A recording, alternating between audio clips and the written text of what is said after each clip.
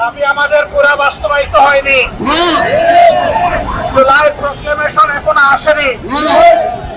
এই বিপ্লবের পূর্ণাঙ্গ ঘোষণা এখনো আমরা পাইনি।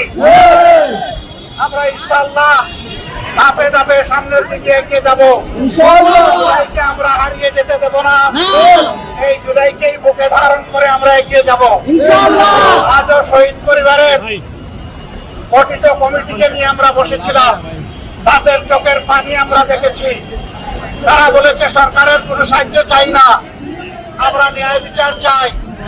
উনি হাসিনার বিচার চাই, বিচার চাই, নিষিদ্ধ চাই। আলহামদুলিল্লাহ তাদের আংশিক দাবি পূরণ হয়েছে। এখন আমরা বলবো সরকারে যারা আছেন তারা যেন বিচারকে ত্বরান্বিত করে মানুষের প্রতি সম্মান প্রদর্শন করে। যারা সরকারে আছেন আমরা জানি, আমরা এই সবাই মিলে তাদেরকে বসিয়েছি।